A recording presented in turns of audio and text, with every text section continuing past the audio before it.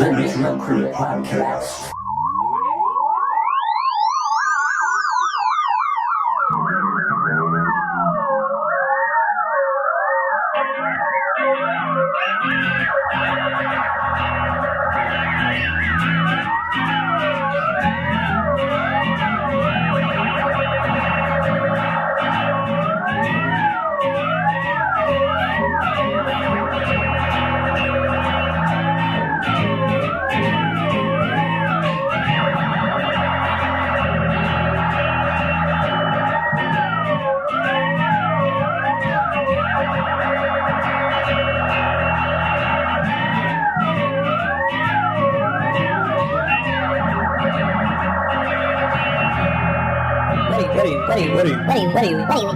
What are you even talking about?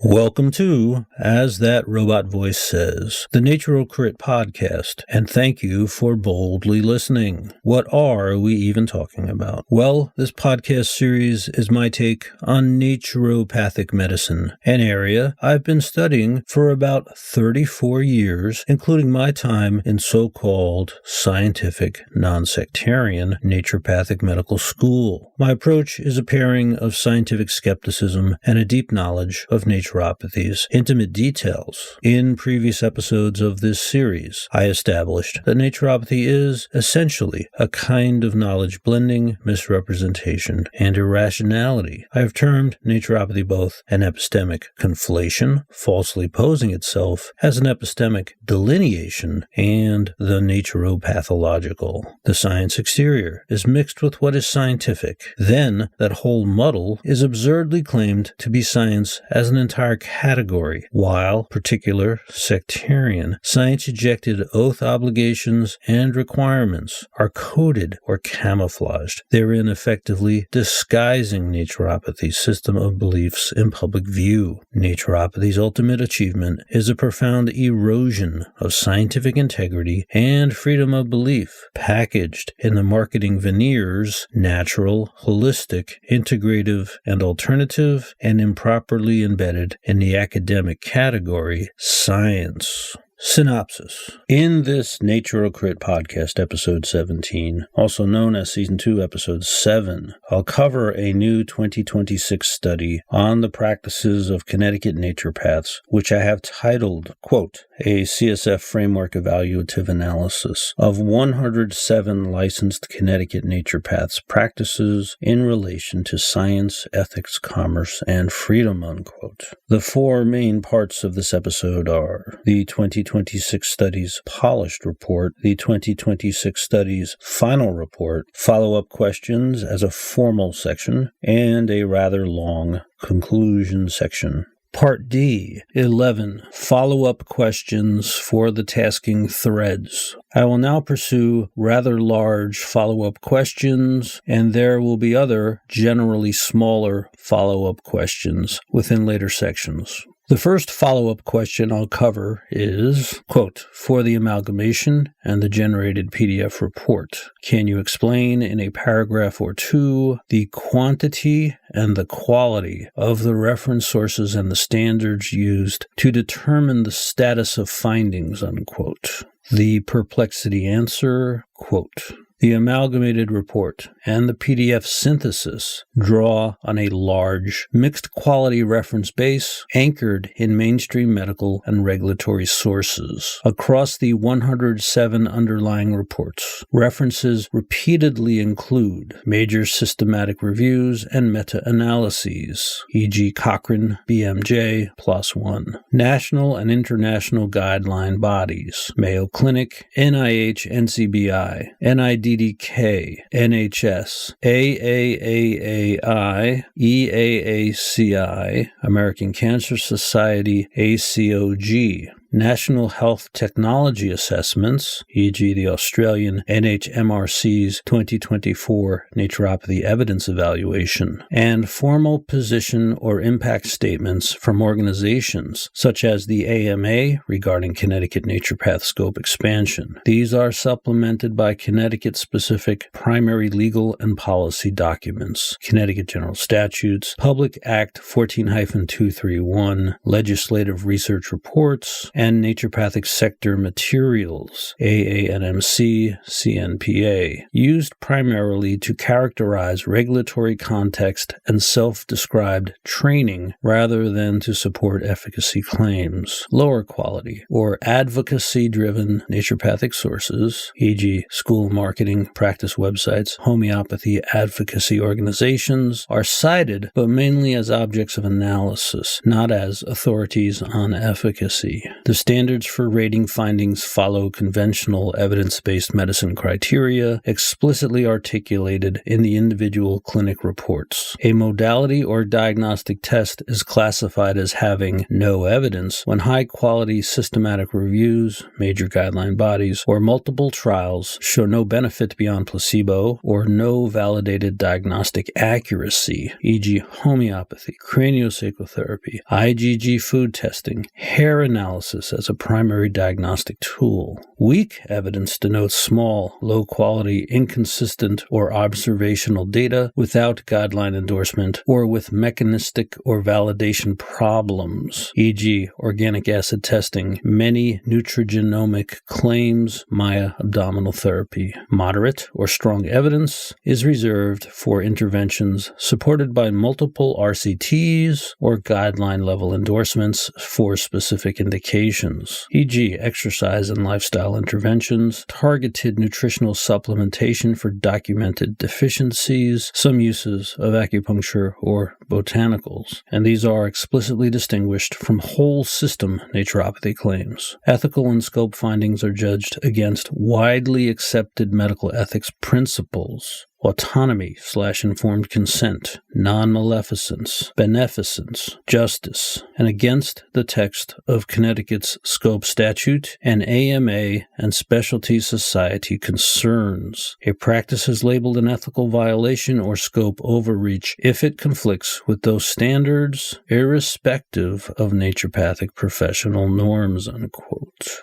The second follow-up question is, quote, is it normal or acceptable for a licensed profession within healthcare to score this way within these parameters, unquote? The perplexity answer, quote, no. For a state-licensed health profession, it is neither normal nor acceptable by mainstream regulatory and ethics standards to score the way these naturopathic practices do on your CSF incidence grid. Heavy science camouflage, pervasive low-evidence modalities, and systematically degraded factuality and autonomy. Evidence and standards in licensed health professions. Most licensed health professions, medicine, nursing, physical therapy, nurse practitioners, etc., are explicitly required by statute, board standards, and accreditation to base care on hierarchies of evidence and to update practice when better evidence emerges. In those professions, routine use of modalities with no plausible mechanism or consistently negative trial data, e.g. high dilution homeopathy, would usually be considered a deviation from the standard of care, not a normalized core of practice. Informed consent and truthful representation.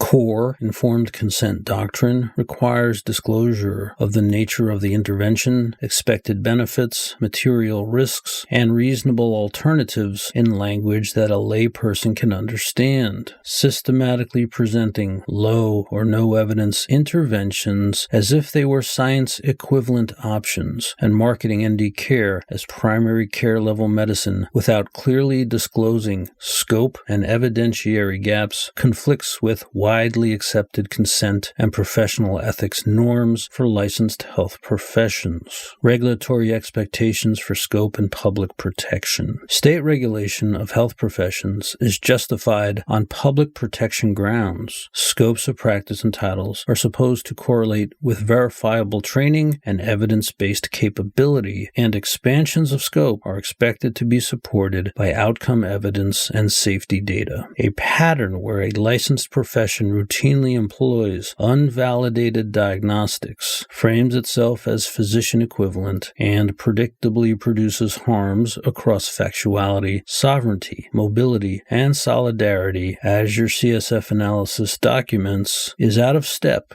with how scope and licensure are ordinarily defended for other health professions, where naturopathy sits relative to those norms. Mainstream health profession bodies and evidence-based practice frameworks assume that licensed practitioners will differentiate strong from weak evidence and will not make central use of interventions known to lack specific efficacy. Naturopathic practice, as you've documented in Connecticut, often does the opposite while benefiting from physician-like licensing signals. That mismatch, high institutional legitimacy with low evidentiary discipline and persistent CSF harms, is precisely what makes these scores abnormal and problematic in the context of licensed health professions, even if it has become normal within naturopathy as currently regulated in Connecticut, unquote.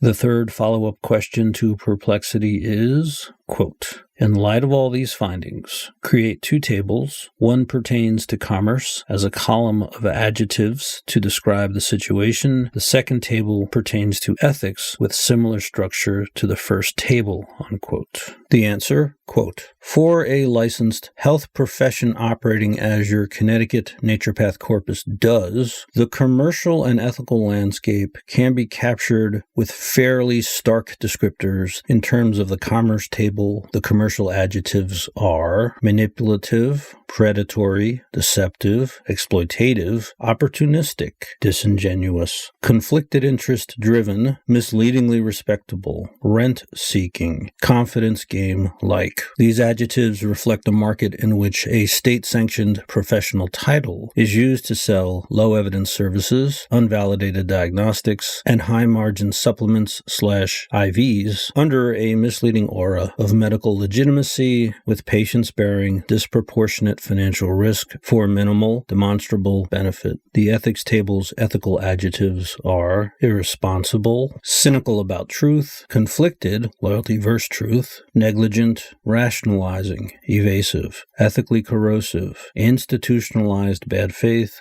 derelict in duty, systematically dishonest. These ethical descriptors mirror a system where informed consent is structurally vitiated, as in weakened. Pseudoscientific modalities are normalized under a physician-like license, and lawmakers and regulators maintain or expand that status despite clear evidence of recurrent harms to factuality, autonomy, and public health, unquote. The fourth question to perplexity was, and this will be split into two parts.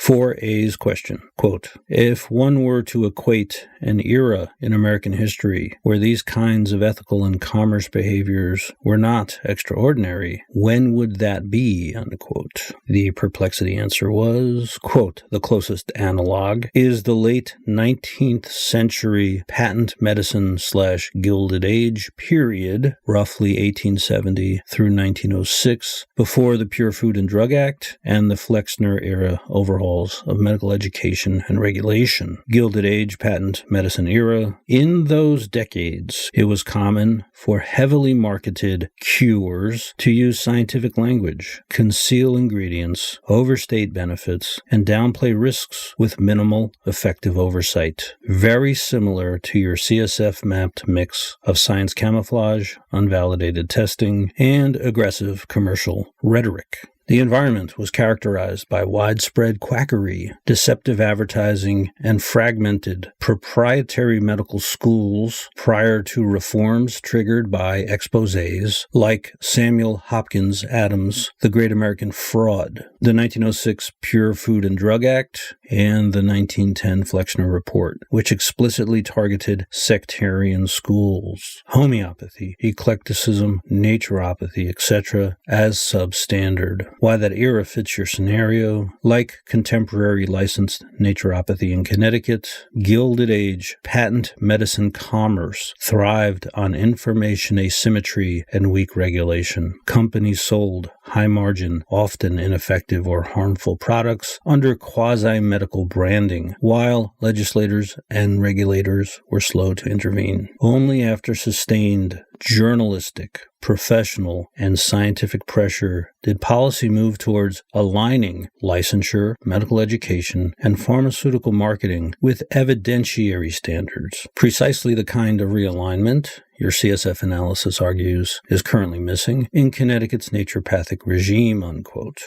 4B's question, quote, are there any business models, legitimate or criminal, that this Connecticut scenario or context most resembles, unquote?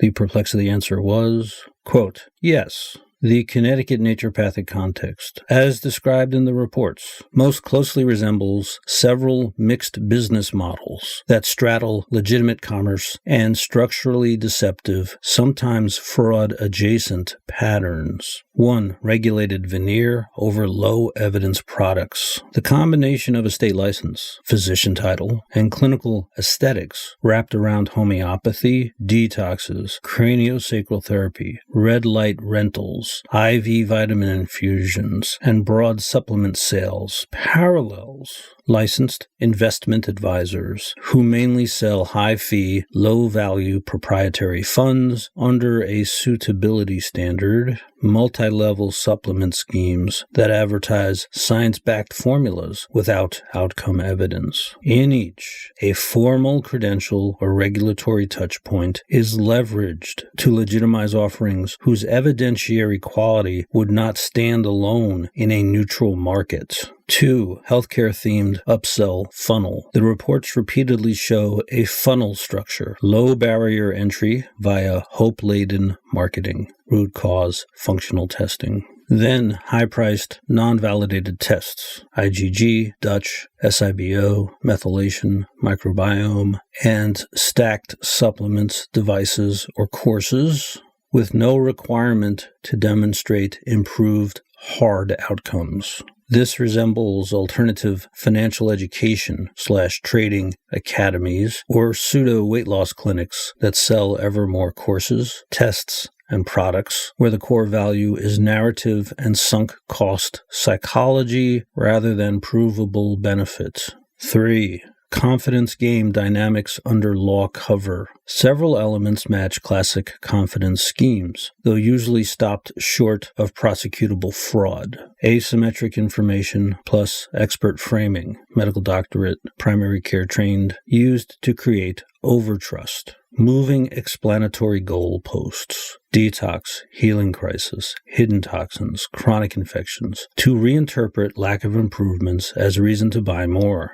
Exploiting vulnerable groups, oncology, infertility, parents of autistic children, chronic Lyme identities with emotionally charged promises. The CSF analysis describes this as financial extraction under color of licensure and freedom to be misled, behavior structurally similar to affinity scams and miracle cure fraud, but shielded by statutory scope and a professional board. 4. Parallel shadow insurance / care system. Naturopathic practices in Connecticut often operate as a cash-intensive parallel system. Large upfront consult fees, serial out-of-pocket testing and supplements, sometimes with partial insurer participation that further legitimizes the model. That pattern resembles out-of-network balance billing clinics that systematically monetize uncertainty and desperation, quasi-concierge wellness centers that mimic medical infrastructure while delivering low-evidence interventions.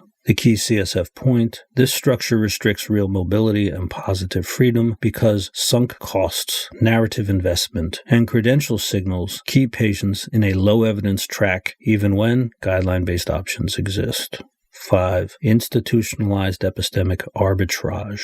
At a system level, the law enables epistemic arbitrage. NDs import biomedical language, diagnostic coding, and insurance workflows, then sell interventions that are evaluated, if at all, only against internal naturopathic norms. This looks like rating agency-style conflicts where entities paid by issuers grade high-risk products as safe. For-profit education mills that leverage accreditation signals while providing substandard training. Cullen Snyder terms this a high science camouflage index and inflated institutional legitimacy score. The business gains revenue and political capital by occupying the regulatory shell built for evidence-based professions without importing the same evidentiary obligations. Net characterization. On a spectrum from legal to criminal, the Connecticut naturopathic business environment, as depicted in these reports, most closely resembles a licensed, structurally deceptive professional marketplace that shares mechanisms with consumer fraud models, information asymmetry, emotional leverage, sunk cost extraction, while remaining formally legal because statute itself lowers the evidentiary bar. Through the CSF lens, this is less a bad actor problem and more a state-enabled commercial pattern, legalized epistemic and financial exploitation under the appearances of healthcare professionalism and freedom of choice, unquote.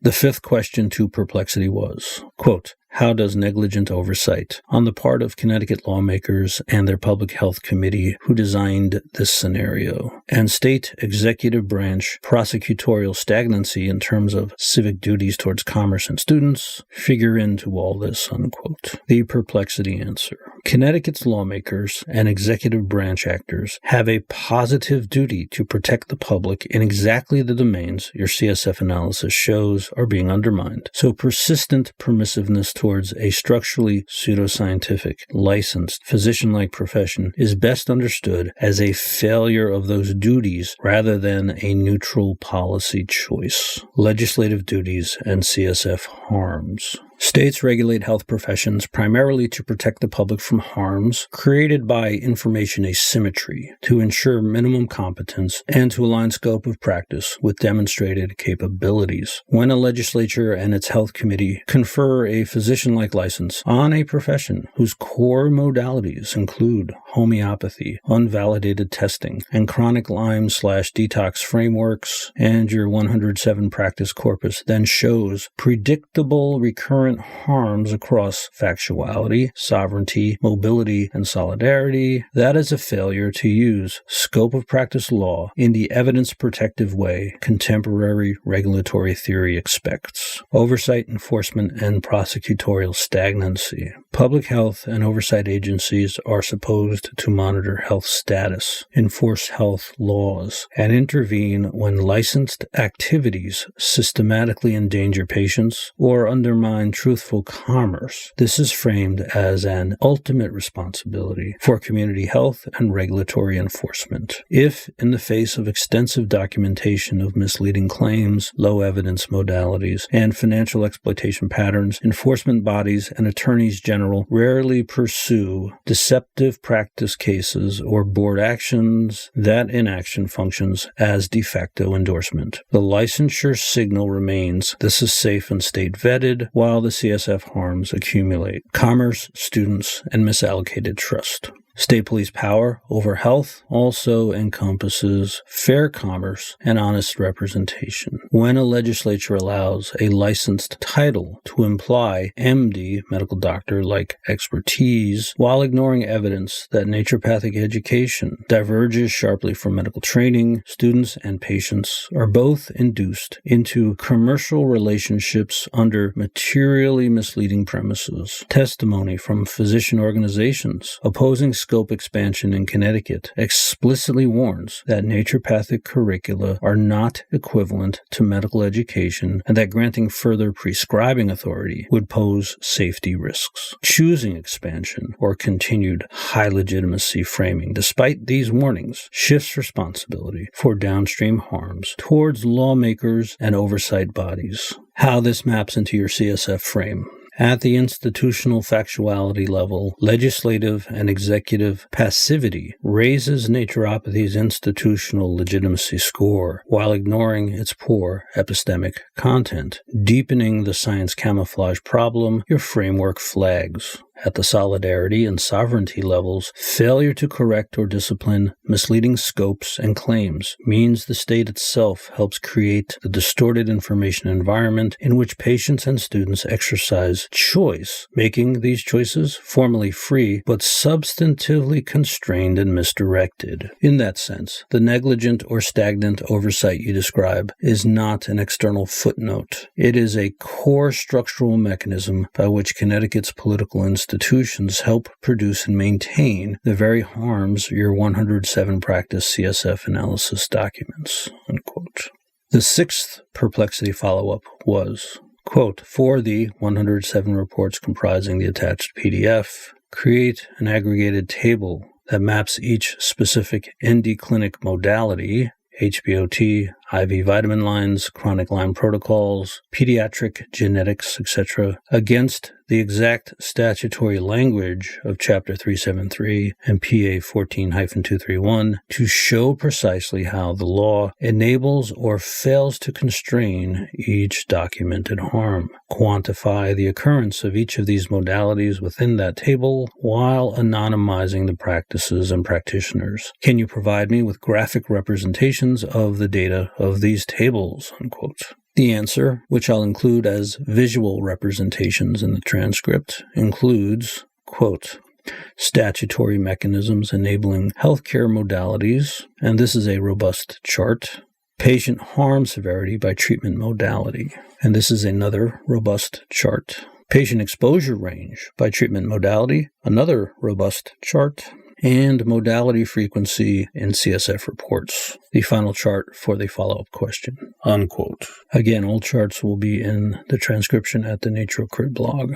The seventh follow-up question to perplexity was, quote, are there any individual cases in the past 5 years outside of those holding a Connecticut naturopath licensure credential within legal records, Connecticut Department of Public Health records, or healthcare oversight collectives of recognized and disciplined behaviors similar to these Connecticut naturopaths along the lines of negligence, fraud, or professional misconduct, unquote? The perplexity answer was, quote, yes, outside the ND context, Connecticut and federal systems have recognized and disciplined very similar patterns of misrepresentation, negligence, and fraud when they occur in other licensed or quasi-medical settings. This underscores that the behaviors documented in the ND reports are not normal variation, but aligned with conduct regulators elsewhere treat as sanctionable. Connecticut physician and integrative care examples. Investigations by Connecticut Public and the Accountability Project found multiple physicians eligible to practice in Connecticut whose licenses were disciplined elsewhere, suspensions, revocations, consent orders for conduct including misdiagnosing complex patients while providing unconventional integrative medicine care, including a high-profile Florida case in which an integrative doctor diagnosed industrial toxicity and mold exposure, used poorly justified treatment plans, and was sanctioned after the patient later died. Improper prescribing, use of expired drugs, and serious interpretation errors in diagnostic imaging. These cases led to state board fines, probation, or license restrictions in the originating states. Criticism of Connecticut's own medical examining board for failing to surface and display those out-of-state disciplinary histories promptly, despite statutory requirements to consider discipline elsewhere. The patterns, overconfident diagnostic narratives with weak documentation, use of unorthodox frameworks to manage complex disease, inadequate reassessment when patients did not improve, closely resemble the naturopathic behaviors your reports flag. Root cause stories, detox/industrial toxicity framing, cancer-adjacent naturopathic regimens without adequate evidence. Healthcare fraud and deceptive practice cases. Federal prosecutions in Connecticut have targeted physicians for healthcare fraud where billing and representations departed significantly from evidence-based standards, e.g. upcoding, medically unnecessary services, misrepresented indications, under the False Claims Act, FD&C Act, and FTC Act 5. Enforcement actions have been brought nationally against context, clinics using unapproved or misbranded diagnostic tests and alternative cancer treatments, marketers of unproven detox, chelation, and supplement protocols pitched as disease-modifying when evidence was lacking or risks understated. These fact patterns are analogous to the Connecticut ND report's description of expensive, unvalidated testing portfolios, IgG food panels, bioenergetic devices, broad micronutrient/genomic panels, and supplements marketed as targeted, evidence-based therapy for cancer, autoimmune disease, or chronic infections. DPH, disciplinary framework, and comparability. The Connecticut DPH's regulatory action reports, covering all licensed professionals, show reoccurring discipline of MDs, medical doctors, PAs, APRNs, dentists, and others for negligence and substandard care, fraud, misrepresentation, and unprofessional advertising, practicing outside scope, or relying on unsafe, unproven methods without adequate disclosure. While those reports are profession-specific, the standards applied, truthful representation, evidence-reasonable practice, adequate documentation, responsiveness when patients worsen, are the same kinds of standards that, if applied neutrally, would flag many of the naturopathic behaviors in your CSF-grounded analyses, science camouflage marketing, use of placebo-equivalent homeopathy as cancer or psychiatric care, non-validated diagnostics driving costly treatment. What this implies about the ND behaviors. In other settings, MD, medical doctor /DO, integrative physicians, labs, supplement marketers, very similar conduct, unproven diagnostic or therapeutic claims, misuse of scientific language, inadequate risk disclosure, and financially exploitative patterns has triggered discipline or legal action in the past 5 years. The key difference is not the behavior, but the regulatory framing. Connecticut's Chapter 373 and PA 14-231 currently treat naturopathic modalities as within a licensed, science-based scope, making it much harder for DPH or courts to treat comparable ND conduct as negligence, fraud, or professional misconduct. So yes, there are recent non-ND cases where similar patterns have been recognized and sanctioned. That contrast reinforces your broad point. Connecticut's naturopathic framework is an outlier in how indulgently it treats behaviors that, elsewhere in the healthcare system, are understood as regulatory and ethical violations rather than acceptable variants of care, unquote.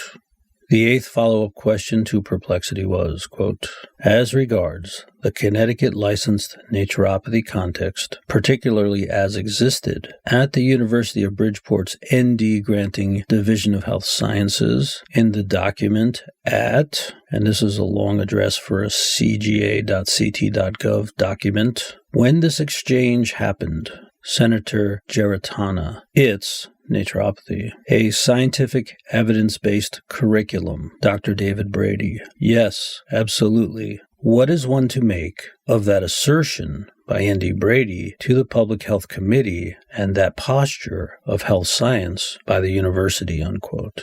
The answer, quote, that exchange functions as a misleading assurance, not an accurate description of what the University of Bridgeport's naturopathic program actually represented in scientific and CSF terms. What evidence-based curriculum normally implies. In a health science context, calling a curriculum scientific and evidence-based reasonably signals that core theories are grounded in established biology, physiology, and clinical science. Therapeutics are adopted, taught, and recommended in proportion to the quality of evidence, e.g. RCTs, systematic reviews, consensus guidelines, content that is mechanistically implausible or repeatedly disproven, homeopathy, vitalism, detox myths, applied kinesiology, craniosacral manipulation of CSF, IgG food testing as diagnosis, is either excluded or clearly labeled as historical/philosophical, not as current science-based care. That is the frame Senator Geritana was invoking when she asked her clarifying question. how that claim sits against the later record. The Connecticut CSF reports, including analyses of UB-trained and other Connecticut NDs, show that naturopathic practice in this licensing ecosystem predominantly features homeopathy, despite systematic reviews and regulators, e.g. FTC, concluding that its products lack efficacy beyond placebo and that their mechanism contradicts basic chemistry. Vitalist constructs like the vis, or innate healing power, presented as if they were explanatory mechanisms rather than historical metaphors. Unvalidated diagnostics, IgG food panels, many functional micronutrient panels, Dutch, broad microbiome mapping, SIBO breath tests, used as anchors for treatment plans despite explicit statements from allergy, gastroenterology, and other societies that these tests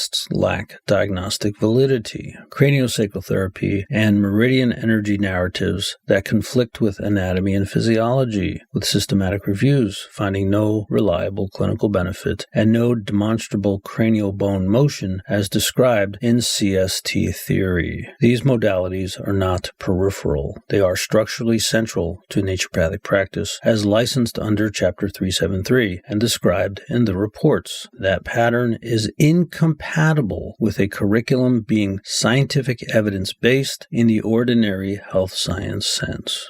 How the CSF framework interprets Brady's assurance. Using the Collins-Snyder framework, the assertion, yes, absolutely, in response to it's a scientific evidence-based curriculum, operates as science camouflage. It verbally wraps a mixed epistemic bundle, some legitimate physiology and lifestyle counseling, plus homeopathy, vitalism, detox, and unvalidated testing, into the prestige vocabulary of evidence-based medicine. That raises the science camouflage index and institutional legitimacy score for naturopathy in the eyes of legislators and the public, thereby degrading factuality freedom. Lawmakers and citizens are given a systematically overstated picture of how closely naturopathic training tracks real science. Undermining sovereignty, future patients will consent to care under the assumption that their ND's training was equivalent in evidentiary rigor to other health science degrees when the core modalities taught and later practiced do not meet that standard. In that sense, Brady's statement is not just marketing spin. It is an epistemic misrepresentation at the legislative record level that helps justify an expanded scope of practice and continued licensure under false premises. What it says about the university's health science posture. For the University of Bridgeport's Division of Health Sciences, allowing its naturopathic program to be publicly described as absolutely scientific and evidence-based, while its graduates then practice in the manner documented in the CSF reports, implies that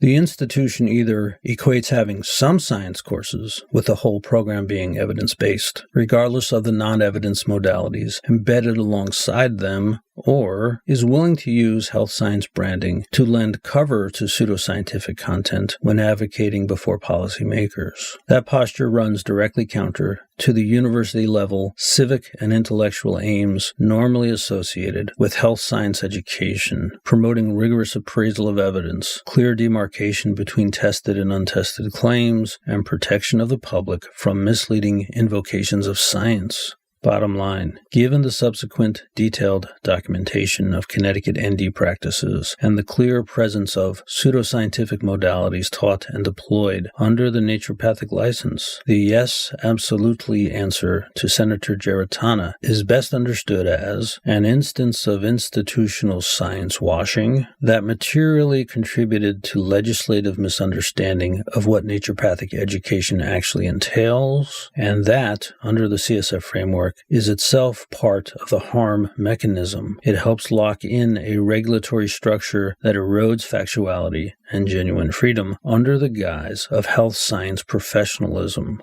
unquote.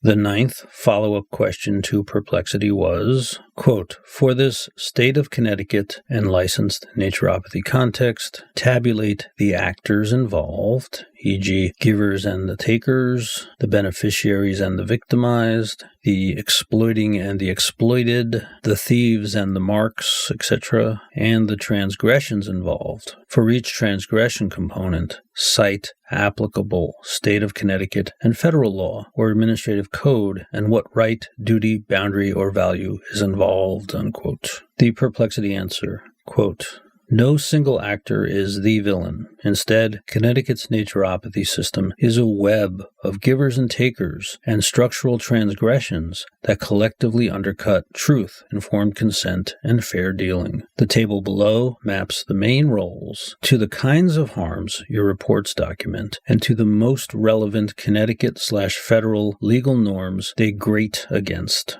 Actors, harms, and implicated norms. And this is a table of 4 columns. Actors, giver-taker. Main benefit/harm pattern from Connecticut ND reports. Transgression pattern, science, ethics, commerce, freedom. And CT/federal law and value implicated with an asterisk. Actors, licensed naturopaths, CNME/AANMC schools, NPLEX bodies as beneficiaries/exploiting side, main benefit/harm pattern.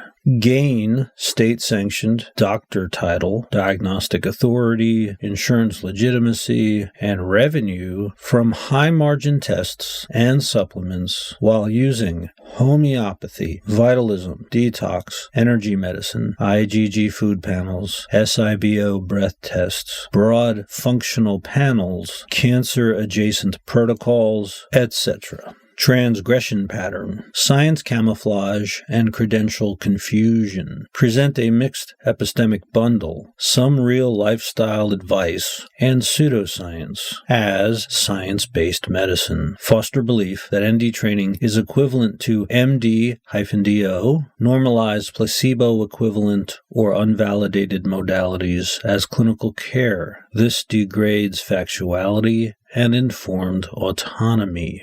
Connecticut/federal law and value implicated. CT Chapter 373, Naturopathy. Definition of naturopathy as science, art, and practice of healing by natural methods, and permission to diagnose/treat disease via CNME-defined modalities. Institutionalizes pseudoscience as if it were medicine. Connecticut General Statute 20-34, used to imply equivalence to physicians. Straining, Article 1st, 1, Connecticut Constitution, no exclusive public emoluments, public purpose, and the social compact ideal of governments securing truthful conditions for choice. At the federal level, FTC Act 5 and FTC policy on health advertising requiring competent, reliable evidence, and FDA homeopathy guidance are implicated by marketing homeopathy, unvalidated tests, and devices as effective or evidence-based without adequate substantiation.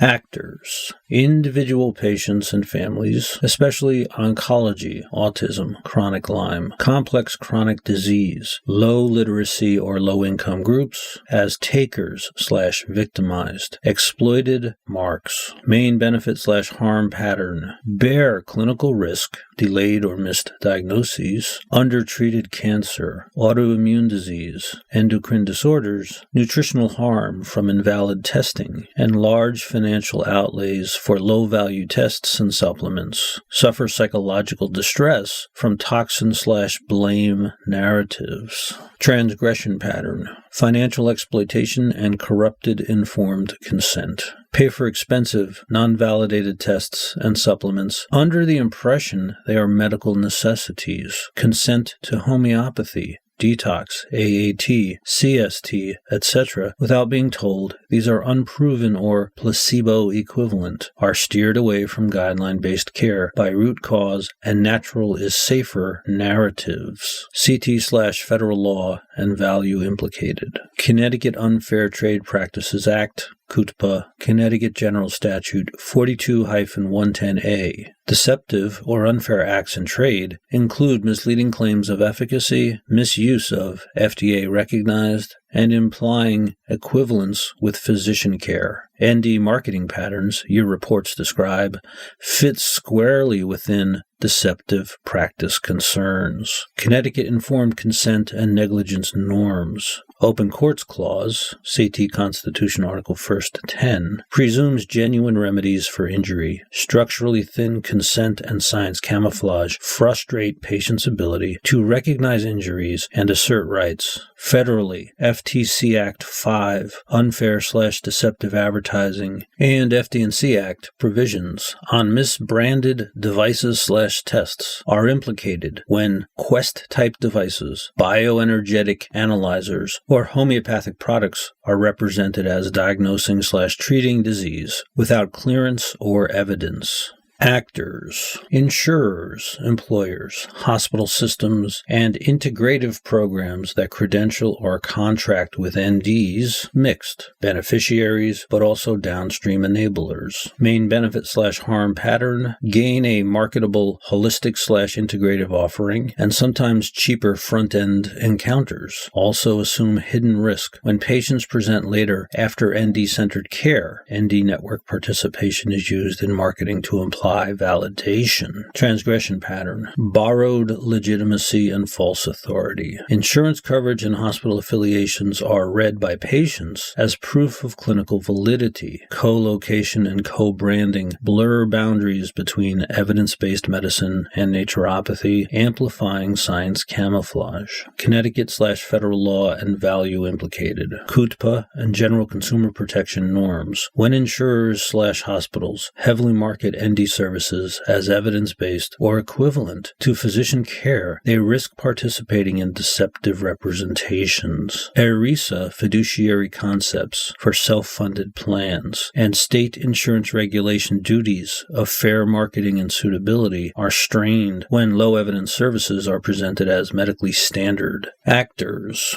Connecticut Legislature, Chapter 373 and PA 14-231, DPH, and ND Board. Structural givers, enablers of capture, main benefit/harm pattern. Provide the licensure shell, titles, and scope that makes the entire ND business model viable and respectable. Then face ongoing lobbying to expand scope and prescribing while the documented harms accumulate. Transgression pattern. Institutionalized pseudoscience and regulatory capture. By defining naturopathy as a science of disease diagnosis/treatment tied to CNME/NPLEX, and by modernizing scope without embedding evidence tests or disclosure duties, the state sacrifices factuality, freedom, and public purpose fidelity in favor of guild demands. Connecticut/federal law and value implicated. Connecticut Constitution Article 1st 1. Social compact, no exclusive public emoluments. Conferring physician-like status and legal monopolies on a low-evidence profession with weak public benefit and documented harms pushes against the public purpose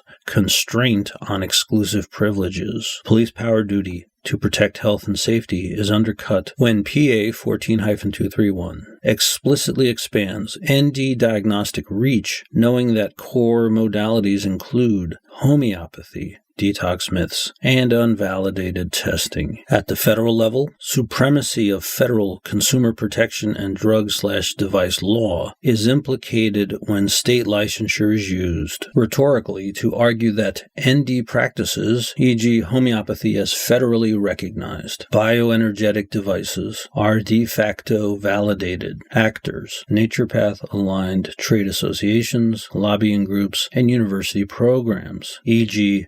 ND program, beneficiaries/upstream propagators. Main benefit/harm pattern. Gain tuition, dues, and political clout, testify that curricula are absolutely scientific and evidence-based, while the practice outputs show heavy reliance on homeopathy, vitalism, detox, unvalidated tests, and cancer/autism claims. transgression pattern, science washing, and misrepresentation to policymakers. Use academic and health science branding to present naturopathy as equivalent to evidence-based medicine. Provide legislative testimony that obscures the epistemic gulf between ND training and MD, medical doctor/DO, education, and between ND modalities and guidance level evidence. Connecticut/federal law and value implicated, CUTPA, if promotional materials to students or the public overstate scientific status or practice rights. Accreditation and higher education truth in advertising norms, representing ND degrees as medical school equivalent. At the civic norm level, this behavior conflicts with university missions and Connecticut's constitutional commitment to education dedicated to excellence, Article 8th, by teaching and lobbying for epistemically unsound content as health science. Actors, general public and public health system, marks/systemic victims,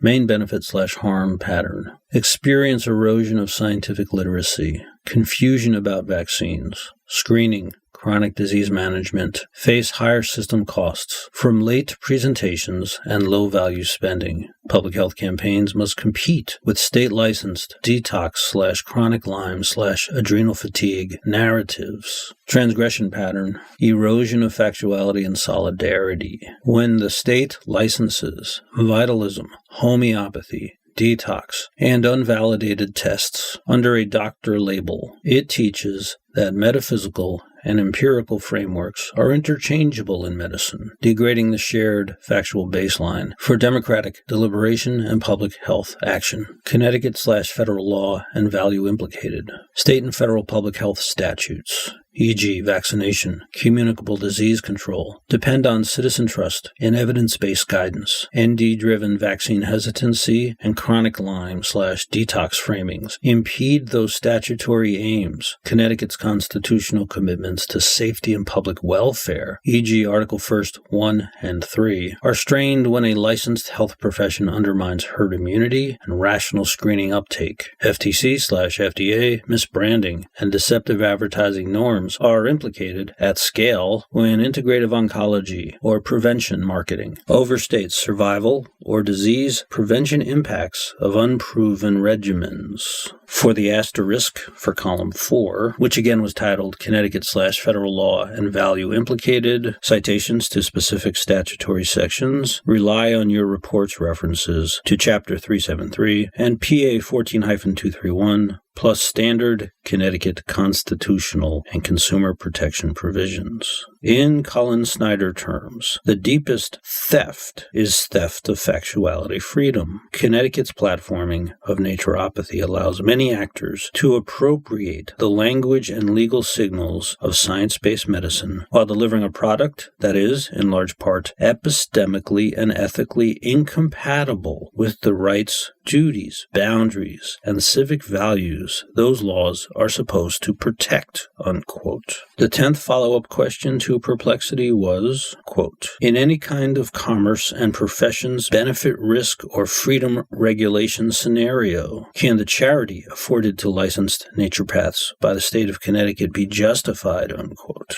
The perplexity answer was, quote, no. On the evidentiary record summarized in your reports, the regulatory charity extended to licensed naturopaths in Connecticut is not justifiable on benefit, risk, or freedom regulation grounds. Regulatory goals versus actual effects. A defensible licensing scheme should raise minimum competence and safety, improve informed consent and truthfulness, expand real, not illusory therapeutic options. The Connecticut regime instead elevates a mixed evidence practice profile into a physician-like status while leaving core pseudoscientific modalities, homeopathy, detox programs, energy devices, unvalidated testing, fully inside the licensed scope. The reports document predictable harms, delayed or missed diagnosis, nutritional harm from invalid testing, financial exploitation via high-priced, non-validated labs, and use of placebo-equivalent homeopathy and risky procedures like colon hydrotherapy under a state license. These are structural patterns, not isolated outliers.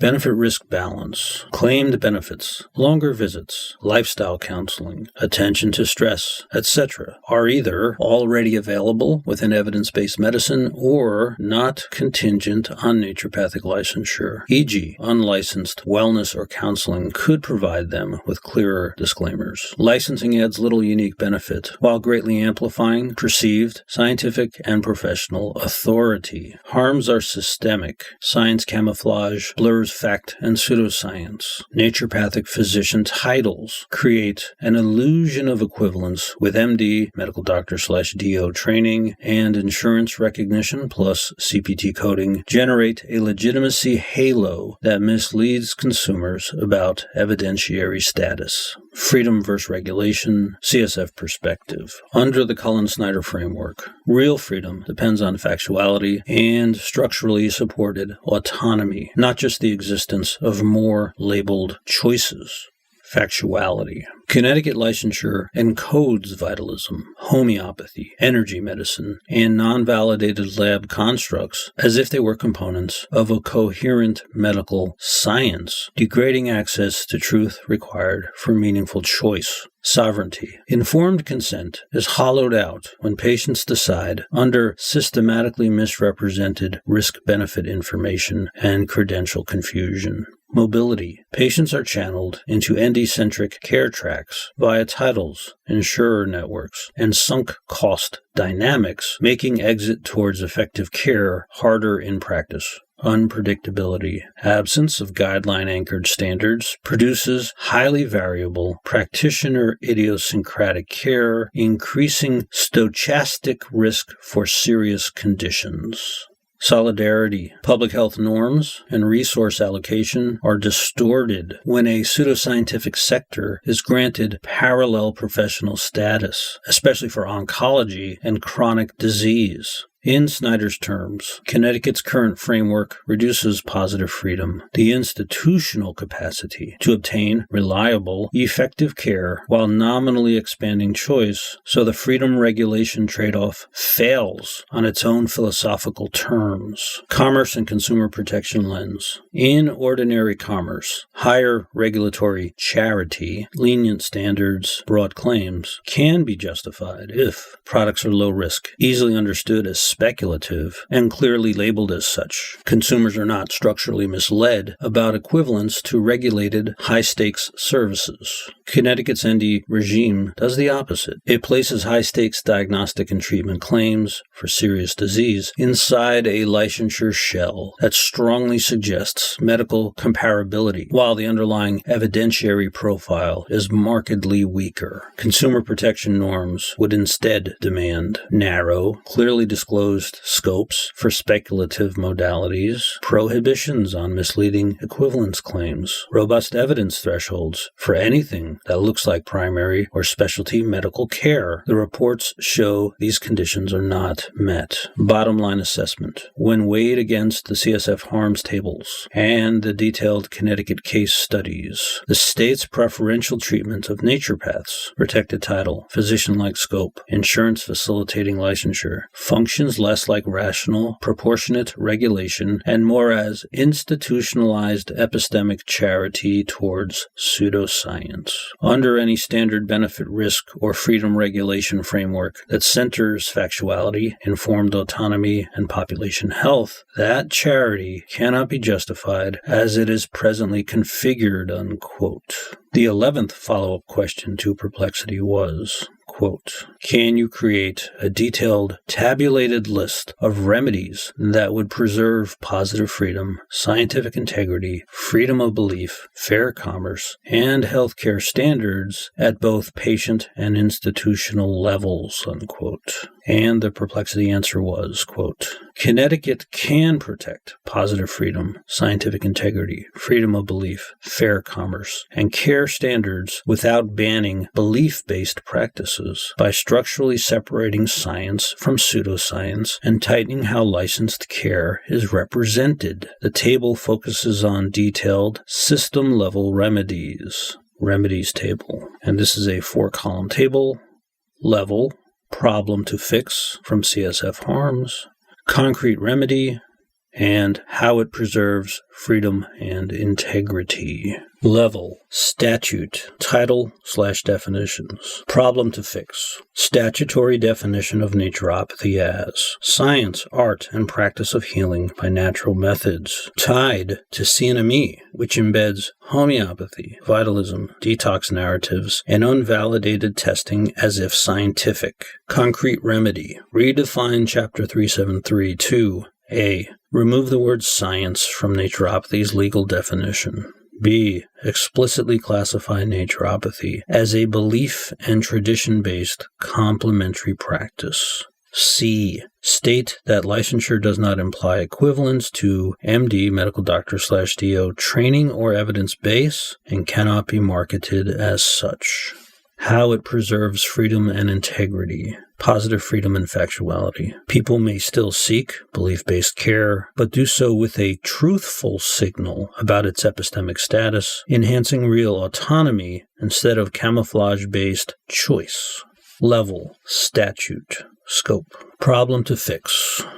Scope allows diagnosis and treatment of disease with homeopathy, CST, detox, unvalidated functional tests, etc., creating misdiagnosis, undertreatment, and delay of evidence-based care. Concrete remedy. Narrow scope. 2A. Explicitly exclude independent diagnosis and treatment of serious disease. Cancer, autoimmune, major psychiatric, cardiometabolic.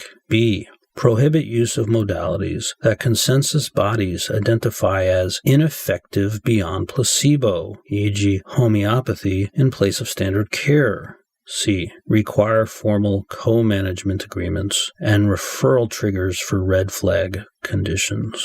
How it preserves freedom and integrity, healthcare standards, and solidarity. Ensures serious disease is led by evidence-trained clinicians while still allowing supportive lifestyle counseling, protecting both individual outcomes and public health baselines. Level, statute, title, and marketing. Problem to fix. Naturopathic physician and primary care branding create equivalence illusion and high science camouflage index. Concrete remedy. Rename title to licensed naturopathic practitioner, no physician, doctor, primary care for marketing. Mandate prominent disclosure in all materials. Quote, naturopathic training and treatments are not equivalent in evidence or scope to medical doctor/DO care, unquote. How it preserves freedom and integrity, scientific integrity and fair commerce, reduces deception risk under Kutpa-style norms while preserving freedom to practice and seek naturopathy as a distinct, clearly labeled option.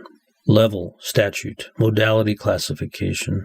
Problem to fix. Mixing evidence-consistent lifestyle advice with pseudoscientific modalities under one undifferentiated license. Concrete remedy. Create 3 statutory categories for ND services. 1. Evidence-supported, e.g. standard diet, exercise guidance. 2. Uncertain/low-level evidence, flag as such. 3. Disproven/placebo equivalent, may be offered only as belief-based, with explicit no evidence of efficacy beyond placebo language, and no disease treatment claims. How it preserves freedom and integrity, freedom of belief, and factuality. People remain free to choose homeopathy, CST, etc., but are clearly told when they are crossing from evidence to belief, safeguarding informed choice. Level. Informed consent rules. Problem to fix. Systematically thin disclosure. Patients are not told that many ND tests are unvalidated or that homeopathy lacks robust evidence, undermining real autonomy. Concrete remedy. Require modality-specific consent forms that state, in plain language, evidence quality, major society positions, known risks, and that refusal will not compromise access to standard care, plus a ban on implying disease-modifying efficacy where consensus says otherwise. How it preserves freedom and integrity. Positive freedom and sovereignty. Restores meaningful informed consent and reduces structurally coerced decisions driven by misinformation.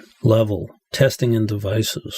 Problem to fix. High-priced, unvalidated tests, IgG food panels, broad microbiome, adrenal cortisol panels, bioenergetic devices, sold as diagnostic with financial and clinical harms. Concrete remedy. Align ND-ordered tests/devices with standards used for MDs, medical doctors. A. Prohibit use of devices and panels that FDA/NIH or major societies deem non-validated for diagnosis. B. Require payers to refuse reimbursement for such tests. C. Make selling them with diagnostic claims an enforceable professional offense and a CUTPA violation. How it preserves freedom and integrity, fair commerce and healthcare standards, protects patients from pseudo-diagnostics, and rechannels money towards validated care while still allowing research context use under IRB rules. That's Institutional Review Board for subjects and experiments. Level. Supplements and in-office sales. Problem to fix. Strong financial incentives to overprescribe supplements and detox programs sold in-house. Concrete remedy. A. Ban or tightly limit in-office supplement sales, e.g. no margin above acquisition, or require independent dispensing. B. Require disclosure of cheaper evidence-based alternatives. C. Mandate conflict of interest statements on all supplement recommendations. How it preserves freedom and integrity, fair commerce, and solidarity. Reduces exploitation and conflicts, preserving patients' economic freedom and reducing regressive financial burdens on vulnerable families. Level. Insurance and public programs. Problem to fix. Insurance coverage and husky participation create a legitimacy halo, misleading patients into thinking ND services are evidence equivalent.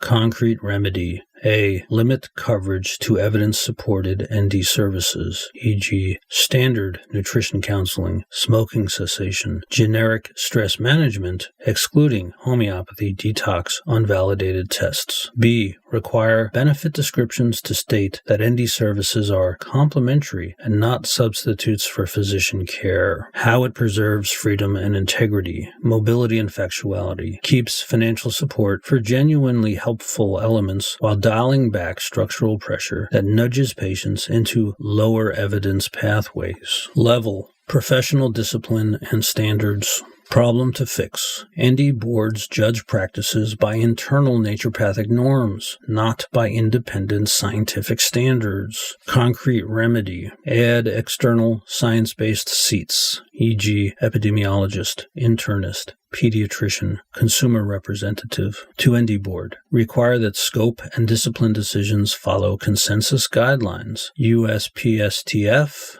specialty societies. Where available, make repeated misrepresentation of evidence an explicit basis for sanction. How it preserves freedom and integrity, scientific integrity and healthcare standards. Re-anchors the license space in external, public reason standards while still allowing philosophically distinctive practice within those limits. Level. Public-facing education. Problem to fix. State licensure is currently used to blur lines between evidence and belief, eroding public scientific literacy. Concrete remedy. Fund neutral, state-branded decision aids and online portals that clearly compare MD, medical doctor/DO, nurse practitioner/physician assistant, and ND training, evidence use, and limits using side-by-side tables. Require NDs to link to this portal from their websites. How it preserves freedom and integrity.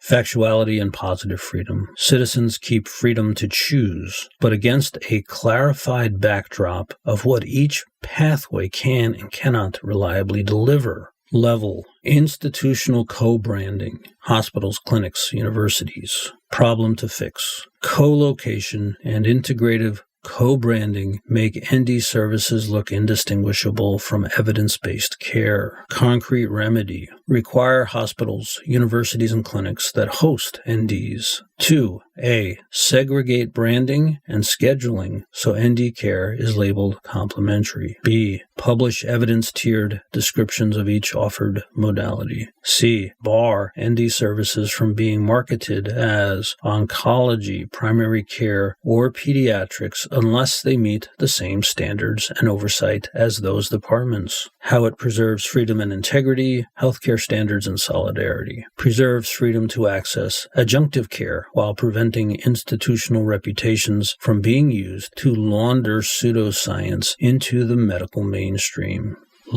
Patient-level protections. Problem to fix: vulnerable groups, children, oncology patients, neurodivergent individuals are disproportionately exposed to low-evidence care. Concrete remedy: A. Prohibit ND-only care for under 18s and active cancer cases. Require documented MD, medical doctor/DO, involvement and shared records. B. Mandate explicit warnings when deviating from guideline-recommended care. C. Create streamlined complaint channels and legal aid support for harmed patients. How it preserves freedom and integrity, solidarity and sovereignty, puts extra guardrails around those with the least epistemic and bargaining power, while still allowing adults with capacity to choose belief-based adjunctive care.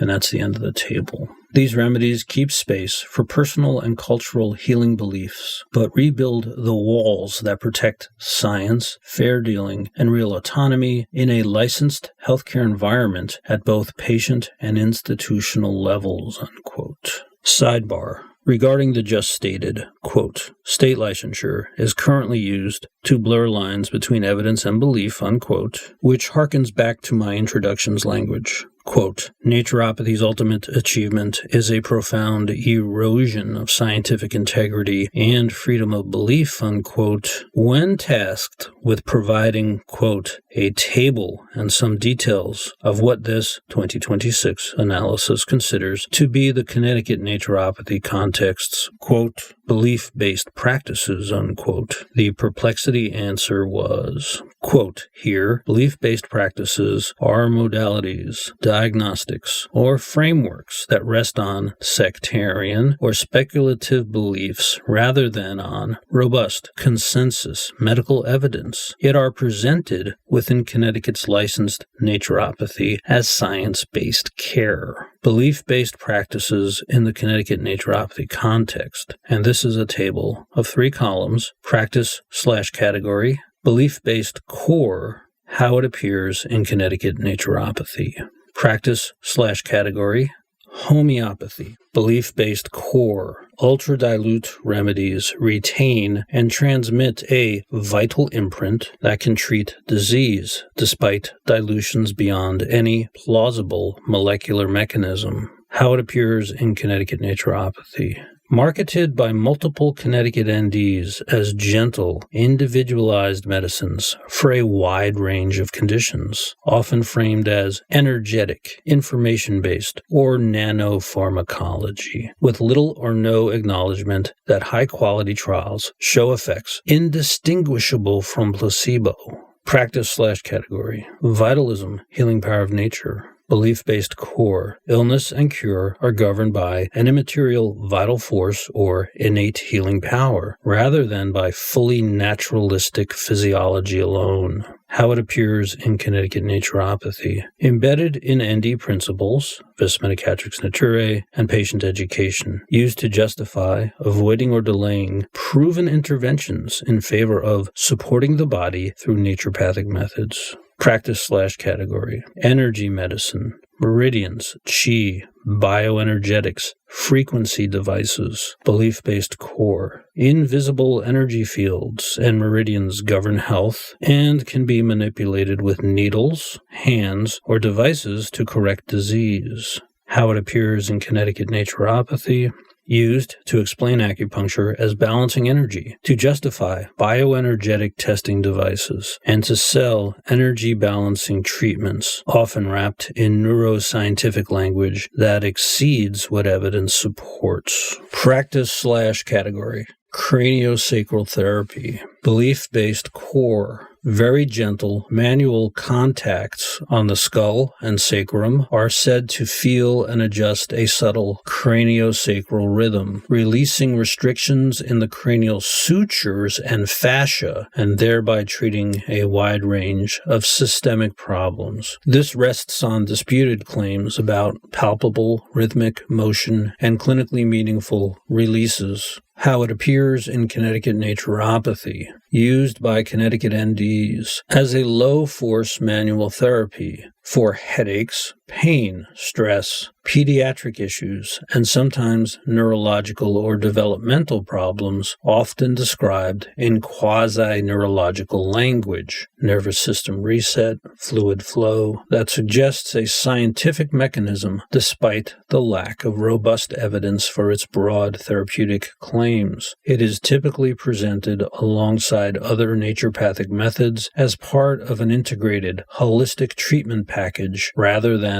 clearly labeled as speculative or belief-based. Practice/category. Adrenal fatigue and similar pseudo-diagnoses. Belief-based core. Chronic stress supposedly wears out adrenals in a way standard endocrinology cannot detect, explaining vague symptoms. How it appears in Connecticut naturopathy. Featured on ND websites and in protocols as a common root cause of fatigue and mood issues, diagnosed with non-standard panels and treated with supplements and hormones, despite mainstream endocrinology rejecting the construct. Practice/category. IgG food sensitivity testing and broad functional panels. Belief-based core. IgG antibodies or multi-analyte functional panels can precisely reveal hidden food intolerances and root causes of chronic illness. How it appears in Connecticut naturopathy. Sold as cutting-edge, personalized diagnostics, guiding restrictive diets and supplement stacks. Though IgG to foods generally reflects tolerance, and many panels lack accepted clinical validity for the indications used. Practice/category. Detoxification programs, non-toxicology based. Belief-based core. Vague toxins accumulate and cause many chronic conditions. Proprietary detoxes meaningfully clear them. How it appears in Connecticut naturopathy. Promoted through foot baths, saunas, cleanses, and supplement regimens as medically necessary detox, typically without specific, measurable toxicants or evidence that these programs improve outcomes beyond usual care. Practice/category. Chronic stealth infection and chronic Lyme narratives, non-standard. Belief-based core. Chronic multisystem symptoms are often due to occult infections that standard tests miss, but specialty labs and naturopathic protocols can detect and treat. How it appears in Connecticut naturopathy. Connecticut NDs advertise special expertise in chronic Lyme and co-infections using non-validated labs and long herbal/natural antimicrobial regimes, often in tension with infectious disease guidelines and without robust outcome data. Practice/category. Naturopathic oncology and immune boosting in cancer. Belief-based core. Cancer outcomes can be substantively changed by unproven supplements, homeopathy, and immune-boosting strategies alongside or instead of guideline therapy.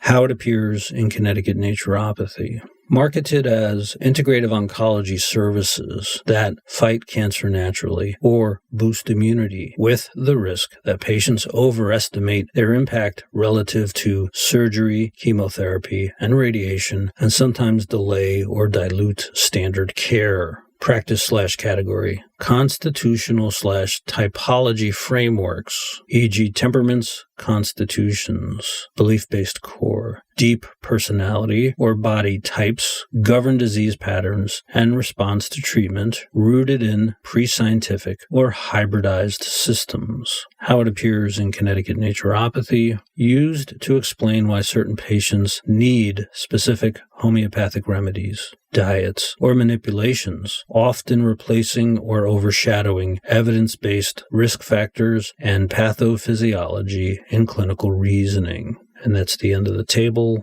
unquote.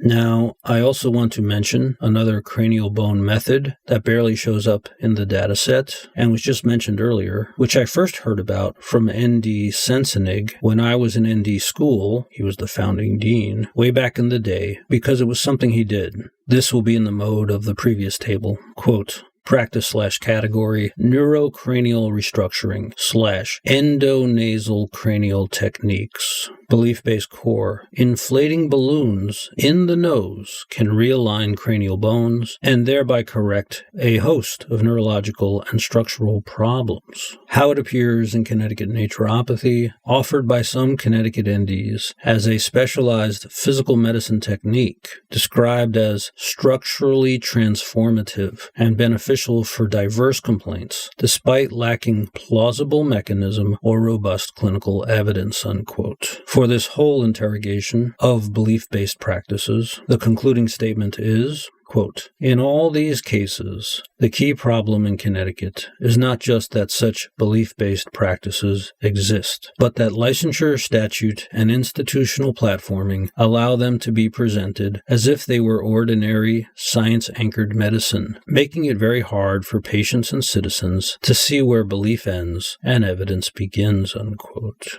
In discussing naturopathy, the issue of belief can't be properly dealt with without some evaluation and analysis of naturopathy's constellation of, quote, mind, body, spirit, unquote. I did this through the task to perplexity, quote, what can be said about the mind, body, spirit aspect of Connecticut naturopathy in terms of the belief-based, unquote.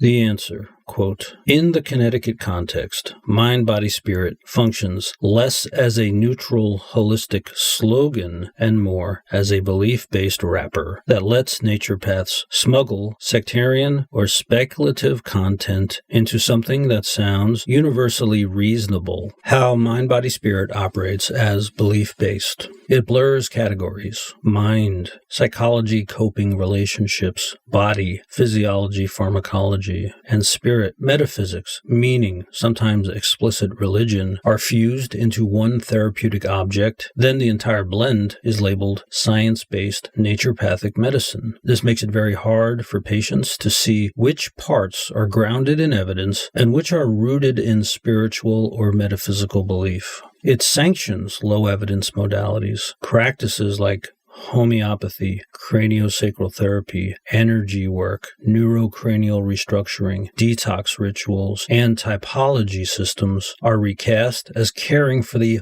whole person, especially the spirit or energy, instead of being acknowledged as belief-driven or speculative. Critique can then be framed as attacking holistic care rather than asking, does this actually work? It shields sectarian content inside a universal-sounding phrase. Many Connecticut ND materials invoke mind, body, spirit while teaching explicitly vitalist ideas, innate healing power, energy fields, spiritual causes of disease. Those are genuine belief commitments. But under licensure and mind, body, spirit rhetoric, they are presented as if they were simply a more complete form of medicine, not as optional spiritual add-ons.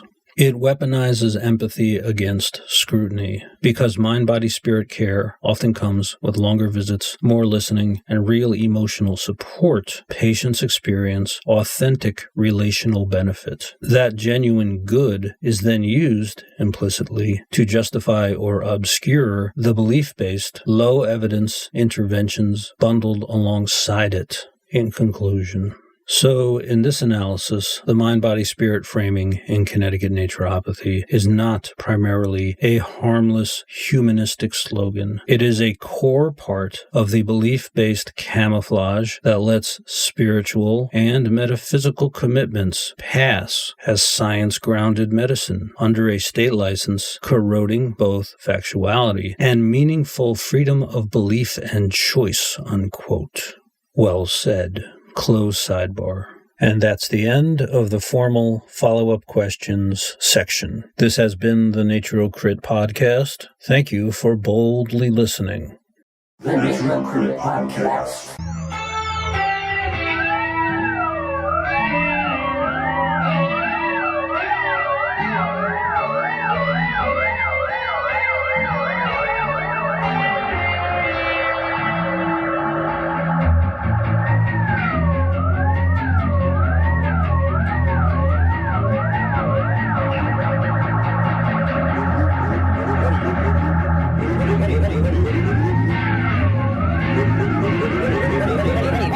talking about, talking about, talking about, talking about, talking about.